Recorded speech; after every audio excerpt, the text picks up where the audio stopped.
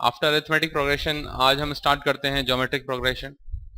ये भी एक तरह का सीक्वेंस है और इस सीक्वेंस में भी कुछ खास बात होगी, जैसे कि एपी में क्या खास बात थी, उसकी हर कॉन्जिक्यूटिव टर्म के बीच में डिफरेंस जो था वो सेम था, उसको बोलते थे कॉमन डिफरेंस, सिंबल था डी। जीपी की टर्म्स में भी कुछ खास बात होती है, जैसे कि कुछ ऑब्जर्व करते हैं हम लोग। मान लीजिए एक मैं सीक्वेंस लेता हूँ 2,4,8,16। इसमें आप एक खास बात नोटिस कर सकते हैं कि मैंने यहाँ से यहाँ जाने में 2 से मल्टीप्लाई किया है, क्योंकि 2 का कितना होता है 4। फिर मैं यहाँ से यहाँ जाने में 2 से मल्टीप्लाई किया है, 4 इंटू 2 कितना होता है 8। फिर मैंने 8 को 2 से मल्टीप्लाई कर दिया तो आ गया मेरे पास 16। इन इस केस में आप देख रहे हो कि हमेशा में बेसिकली हर कॉन्जिक्यूटिव टर्म का जो रेशियो है वो सेम है आपका। सेम कैसे है? मान लीजिए ये a1 था, ये a2 था, ये a3 था, ये a4 था, तो बताइए a2 अपॉन a1 कितना हुआ? 2 हुआ। a3 अपॉन a2 कितना हुआ? 2 हुआ। a4 अपॉन a3 कितना हुआ? 2 हुआ। यानी इसमें हर अगली टर्म और उससे अपॉन पिछली टर्म का जो रेशियो होगा वो आपका सेम होगा। ये एक जीपी की प्रॉपर्टी होती है और इस रेशियो को हम बोलते हैं कॉमन रेशियो। ठीक है, इसमें कॉमन डिफरेंस बोलते थे, इसमें होगा कॉमन रेशियो। ठीक है, तो this two is called common ratio. और यदि मैं जीपी की डेफिनेशन लिखना चाहूं तो कुछ ऐसी होगी: a sequence a1 a2 a3 up to an is called gp if each term is non zero. Each term non zero होना क्या जरूरी है? अगर फिर आपका कॉमन डिफरेंस जो होगा, अगर मान लीजिए कोई भी टर्म जीरो हो गई तो एक आपका जो कॉमन डिफरेंस है वो या तो जीरो हो जाएगा या फिर आपका इनफाइनाइट हो जाएगा, और ऐसा अलाउड नहीं है। ठीक है, कॉमन डिफरेंस जीरो अलाउड नहीं है। सो एंड ये आपका हो गया इस केस में। और क्या प्रॉपर्टी होती है जीपी की? ए ऑफ के प्लस वन अपॉन ए के, राइट। जैसे के मान लो 1 होगा तो क्या हो जाएगा? a2 upon a1। के 2 होगा तो क्या हो जाएगा? a3 upon a2। इस तरह चलेगा, यानी हर के प्लस वन टर्म अपॉन के टर्म का जो रेशियो होगा वो आर होगा, और आर एक कांस्टेंट, इसको बोलते हैं कॉमन रेशियो। और ध्यान रहे के की वैल्यू आपकी 1 से बड़ी होनी चाहिए, कम से कम 1 होनी चाहिए, बिकॉज टर्म कहां से स्टार्ट होती है? 1 से स्टार्ट होती है फर्स्ट टर्म। कोई जीरो टर्म नहीं बोलते ना हम, पहली टर्म कौन सी होती है? फर्स्ट टर्म होती है। तो यानी के की सबसे छोटी वैल्यू क्या हो सकती है? 1। तो इसलिए आएगा के ग्रेटर देन इक्वल टू 1, और के एक इंटीजर भी है। तो ये होगी जीपी की डेफिनेशन। अब एक कॉमन सा सीक्वेंस लिया था मैंने 2, 4, 8, 16 पिछले एग्जांपल में। कुछ और टिपिकल एग्जांपल ले सकते हैं, जैसे कि मान लीजिए ऐसा कोई केस है 1/9 कॉमा -1/27 कॉमा 1/81 कॉमा -1/243। अब ये भी सीक्वेंस जो है जीपी है। क्यों जीपी है? क्योंकि इसको आप मल्टीप्लाई कर दीजिए -1/3 से। इसको 1/3 से मल्टीप्लाई करेंगे तो 9 into 3 आ जाएगा 27, डिनोमिनेटर में माइनस साइन आ जाएगा। फिर से आप इसको मल्टीप्लाई कर दीजिए -1/3 से, माइनस माइनस हो जाएगा प्लस। 1/27 into 3 कितना हो जाएगा? 81। फिर इसको मल्टीप्लाई कर दीजिए -1/3 से, क्या आएगा ये? यानी आप जब देखेंगे ना, जब आपकी जो टर्म्स हैं उसमें जो प्लस माइनस साइन ऑल्टरनेट आ रहे हैं, यहाँ क्या साइन था? प्लस, यहाँ था माइनस, ये प्लस, ये माइनस। जब भी आपका प्लस माइनस इस तरह आएगा, आपको समझ जाना चाहिए कि आपका कॉमन रेशियो कैसा है? नेगेटिव है। क्योंकि नेगेटिव होने से क्या होगा? एक बार नेगेटिव कर देगा, फिर नेगेटिव नेगेटिव क्या हो जाएगा? पॉजिटिव हो जाएगा, फिर नेगेटिव कर देगा, फिर पॉजिटिव हो जाएगा। इस तरह आपका ऑल्टरनेट हो प्लस माइनस, आपको समझ जाना चाहिए कॉमन रेशियो क्या होगा? नेगेटिव होगा। इस केस में आर होगा -3, और आर नेगेटिव पॉजिटिव कुछ भी हो सकता है।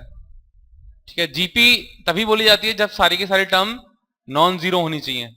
एक और एग्जांपल, जैसे कि लीजिए लेट से 0.1, 0.01, 0.001, 0.0001, 0.1234, 1।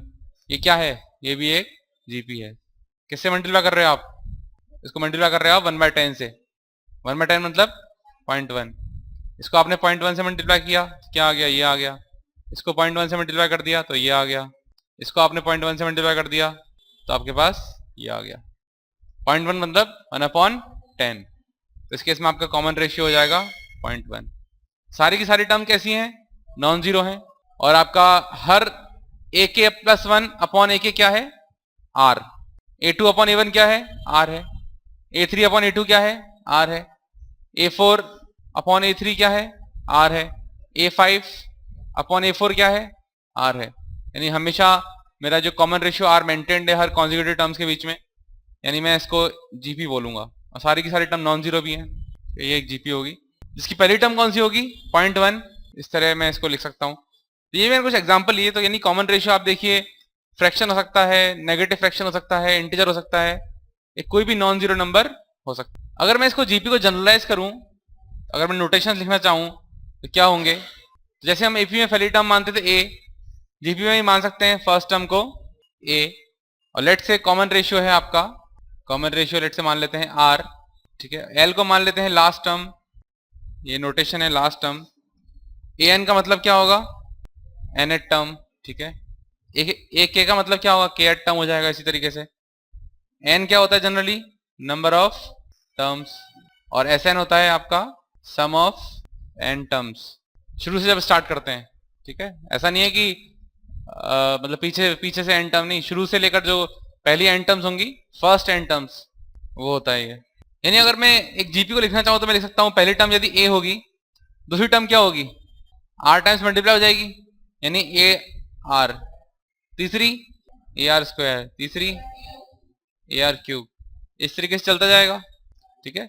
एनथ टर्म क्या होगी, देखो पहली टर्म में आर की पावर 0 है, दूसरी टर्म में ये क्या है a1 है ना, ये क्या है a2 है, ये क्या है a3 है, ये क्या है a4 है। आप देखिए हमेशा जो टर्म का नंबर है पावर आपकी एक कम आ रही है, यानी an में क्या आएगा a r की पावर n माइनस 1। तो ये आपकी इस तरह एक जीपी लिख सकते हैं आप जिसमें n टर्म्स हैं। यानी इसके इसमें जनरल टर्म क्या होगी, इसमें जनरल टर्म हो जाएगी आपकी ए एन बराबर a टाइम्स r की पावर n माइनस 1। ये होगी आपकी जनरल टर्म।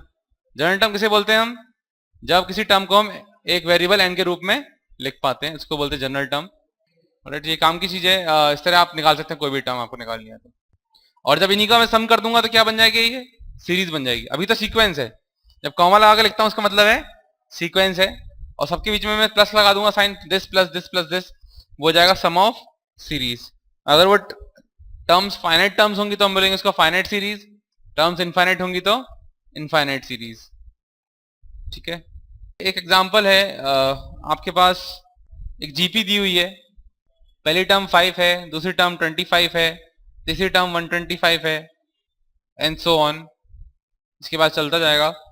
आपको बताना है 10th टर्म क्या होगी, और आपको बताना है nth टर्म क्या होगी। nth टर्म मतलब जनरल टर्म क्या होगी।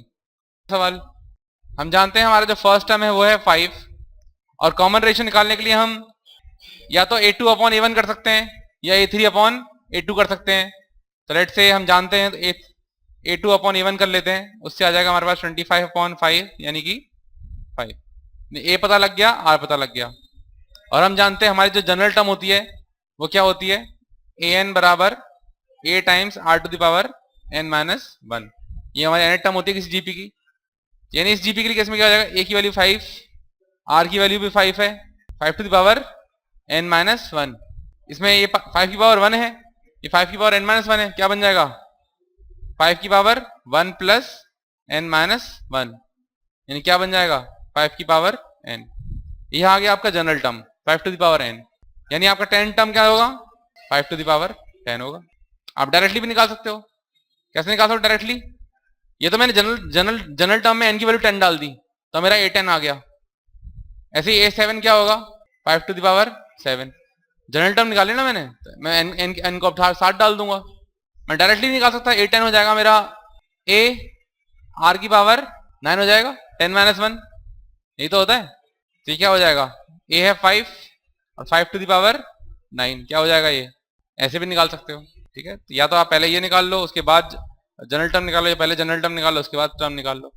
सो इस तरह हम बहुत आसानी से कोई भी एक जीपी के केस में कोई भी टर्म निकाल सकते हैं अगर हमें कॉमन रेशियो पता हो और फर्स्ट टर्म पता हो। जैसे एपी के केस में आपको फर्स्ट टर्म और कॉमन डिफरेंस पता होना चाहिए था, इसमें आपको फर्स्ट टर्म और कॉमन रेशियो पता होना चाहिए, उसके बाद आप सारी टर्म निकाल सकते हैं। नेक्स्ट एग्जांपल इज कि आपको दिया हुआ है इन अ जीपी, आपको गिवन है कि जो थर्ड टर्म है a3 वो आपको दी हुई है 24, और जो सिक्स टर्म है a6 वो आपको दी हुई है 192। आपको बताना है 10 टर्म कौन सी होगी। इसमें आपको दिया हुआ है थर्ड टर्म 24 है और सिक्स टर्म 192 है। यदि आप मान लें, लेट फर्स्ट टर्म को मान लिया हमने a और कॉमन रेशियो को हमने मान लिया r। उसके बाद थर्ड टर्म आपको 24 दी हुई है, इसका मतलब क्या हुआ, a3 बराबर 24, इसका मतलब है a r स्क्वायर बराबर 24। थर्ड टर्म क्या होती है, a r स्क्वायर होती है, ठीक है। और इसके अलावा आपको दिया हुआ है a6 इक्वल टू 192, यानी a r to the power 5 is equal to 192, ठीक है। एक तो ये इक्वेशन आ गई है और एक ये इक्वेशन आ गई है। इसमें आप दो इक्वेशन है, दो वेरिएबल है, आपको क्या सॉल्व करना है, a और r। बिकॉज a10 क्या होगी, a10 हो जाएगी आपकी a r to the power 9। तो आपको a भी निकालना है और r भी निकालना है। वो आप कैसे निकालेंगे, मान लीजिए ये इक्वेशन 1 है, ये इक्वेशन 2 है। आप इक्वेशन 2 को 1 से डिवाइड कर दीजिए। इक्वेशन 2 को 1 से डिवाइड करोगे तो क्या आएगा, a r to the power 5 upon a r square is equal to 192 upon 24। ऐसे ये कट जाएगा, इधर बचेगा r cube is equal to क्या बचेगा 8, यानी r बराबर क्या आ जाएगा 2। r बराबर 2 आ गया। r बराबर 2 कहाँ रखोगे, इक्वेशन नंबर 1 में। तो r बराबर 2 यानी 2 का स्क्वायर 4, 4 से आप 6 टाइम्स काट दो, यानी a आ जाएगा 6, यानी a 6 आ गया और r आ गया 2, यानी 10 टर्म क्या हो जाएगी 6 टाइम्स टू द पावर 9। ये आंसर होगा। नेक्स्ट सवाल, which term of the GP is 4, 8, 16, 32 and so on is 4096। यानी इस जीपी को मैं आगे बढ़ाता जाऊं यदि, तो कौन से टर्म नंबर पे आएगा मेरा 4096। सो इस केस में हमें साफ साफ दिख रहा है हमारा जो फर्स्ट टर्म है वो कितना है 4, और कॉमन रेशियो आप आराम से देख सकते हो क्या हो जाएगा 2 हो जाएगा। 8/4 निकाल सकते हैं 2, यानी मान लेते हैं लेट जो 4096 है वो हमारा nth टर्म है, यानी हमें n की वैल्यू निकालनी है। हम जानते हैं nth टर्म क्या होता है, a r की पावर n-1 होता है nth टर्म, यानी वो बराबर हो जाएगा 4096। अब हमें n की वैल्यू सॉल्व करनी है, हमें a और r पता है, a और r पता है, तो a की जगह डाल देंगे 4, 2 to the power n-1 is equal to 4096। So अब ये ऐसे डायरेक्टली सॉल्व नहीं होगा, मैं क्या करता हूं, या तो इसमें 4 को 2 स्क्वायर लिख लेता हूं, जिससे कि पूरी 2 की पावर में चला जाएगा, या फिर बहुत और आसान है, या फिर मैं क्या कर सकता हूं दोनों साइड 4 से डिवाइड कर लेता हूं। अगर मैं दोनों साइड 4 से डिवाइड करूंगा तो ये 4 से कितनी टाइम्स कट जाएगा, ये 1024। 1024 बहुत ही फेमस टर्म है, ये होता है 2 टू द पावर 10, यानी ये बन जाएगा 2 to the power n-1 is equal to 2 to the power 10, यानी कि अगर बेस सेम है तो पावर भी सेम होंगी, ठीक है, पॉजिटिव इंडेक्स के लिए, यानी n-1 बराबर आ जाएगा 10, यानी कि n बराबर आ जाएगा 11, ठीक है। बहुत कॉमन सी है 1024 2 टू द पावर 10 होता है, ये आप क्रॉस चेक भी कर सकते हो। 2 टू द पावर 5 होता है 32, 2 टू द पावर 6 क्या हो जाएगा 64, 2 to the power 7 128, 2 to the power 8 256, 2 to the power 9 512, 2 to the power 10 1024। इसको भी 2 से मल्टीप्लाई कर दो। ये आप याद रखिए, बहुत कॉमन सी चीज है, मतलब 2 का तो याद रखना चाहिए, क्योंकि ये 2 में भी आता है, बाइनरी में आता है ना, बाइनरी नंबर को आप निकाल सकते हैं, 1024 होगा, इस तरह हम n इक्वल टू निकाल सकते हैं। यानी आपको ये तो 4 टर्म लिखी है आपने, ऐसे आप 5वीं टर्म लिखोगे, 6वीं टर्म लिखोगे, तो आपका ये 4096 आपका 11 टर्म पे आएगा। ये हमने यहाँ क्रॉस सॉल्व कर लिया है। अभी इन एग्जाम्पल के थ्रू मैंने आपको दिखाया है कि आप कैसे केवल फर्स्ट टर्म और कॉमन रेशियो की मदद से आप किस तरह से कोई भी जनरल टर्म निकाल सकते हो। जनरल टर्म पता है तो आप टर्म निकाल सकते हो, ठीक है, बीच में से कोई टर्म पूछी जाए वो भी निकाल सकते हो, इस तरीके से आप देख सकते हैं।